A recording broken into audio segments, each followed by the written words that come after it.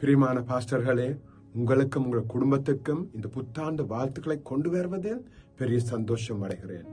கர்த்தர் உங்களை ஆசீர்வதிப்பாராக. 2025 கர்த்தர் உங்கள் பாதைகளை செம்மைப்படுத்துவாராக. பசுமையான புல்லுள்ள இடங்களிலும் அமர்ந்த தண்ணீர் அண்டையிலும் கர்த்தர் உங்களை வழிநடத்துவாராக.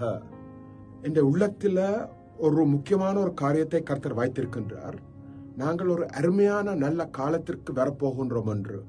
ஆனால் அந்த காலத்துக்கு வருவதற்கு நாங்கள் சில காரியங்களை சரியாய் செய்ய வேண்டும், ஞானம் உள்ளவராய் இருக்க வேண்டும் என்று கர்த்தரின் உள்ளத்தில் ஒரு ஆழ்ந்த விதத்தில் சில காரியங்களை வைத்திருக்கின்றார்.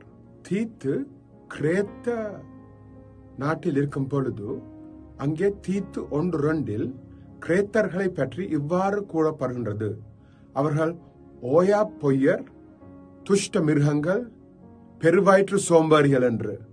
அவ்வாறான சூழலில் பவுல் அடியார் தன்னுடைய மானான தீத்துக்கு எழுதும் பொழுது அவர் சில முக்கியமான காரியங்களை கூறுகிறார். மீண்டும் மீண்டும் கூறுகிறார், நாங்கள் ஞானம் உள்ளவர்களாய் இருக்க வேண்டும் என்று.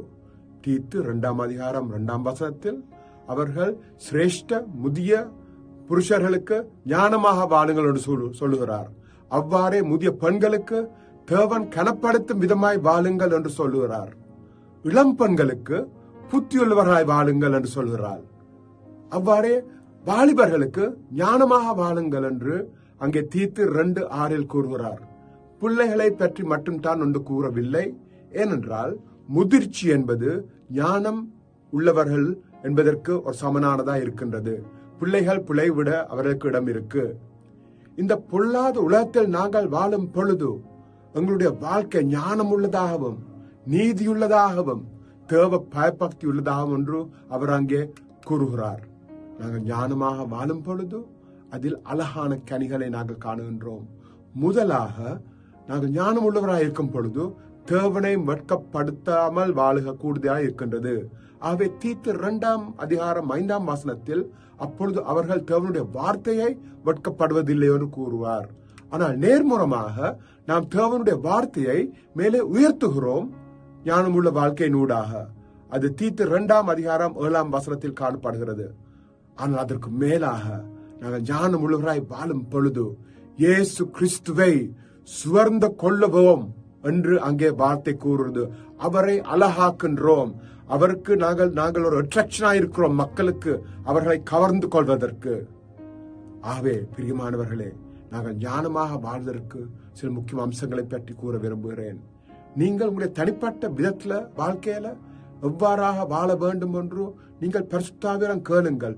அது ஒவ்வொருவருக்கும் வெவ்வேறான வித்தியாசமான காரியங்களை அவர் வழி நடத்துவார்.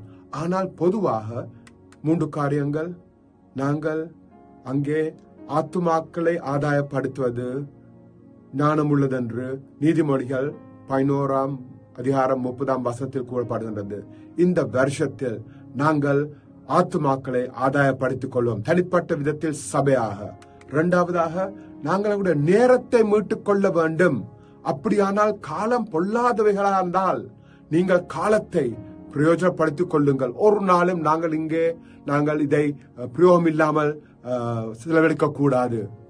நாங்கள் ஞானமாக வாழ்வதற்கு முக்கிய 3வது, நாங்கள் மனுஷர்களுடன் கோபம் கொள்ளாமல், நாங்கள் வெறுப்பு கொள்ளாமல் இருக்க வேண்டும் என்று பிரசங்கியானவர் 7:9 கூறுகிறார். இவ்வாறு செய்யும் பொழுது சில மக்கள் நாங்கள் மூடர்கள் நினைக்கிறார்கள். நாங்கள் அங்கே கோபிக்காமல் நாங்கள் மக்களுக்கு மன்னிப்பு கொடுத்திருக்கும் பொழுது. ஆனால் மனிதனுடைய ஞானம் தேவனுடைய மூடத்துவத்துக்கும் பார்க்க குறைவானது. தேவன் சொல்ற காரியம் முக்கியமானது. இந்த வருஷத்தில் நாங்கள் ஞானம் உள்ளவராய் இருப்போம். அவ்வாறாக நாங்கள் ஒரு அஸ்திவாரத்தை ஏற்படுத்திக் கொள்கிறோம். கர்த்தர் மேலான காரியங்களை செய்வார். நாங்கள் எங்களுடைய வாழ்க்கையை இவ்வாறு சரிப்படுத்திக் கொள்ளும் பொழுது கர்த்தர் உங்களை ஆசீர்வதிப்பாராக. 2025 வருஷத்தில்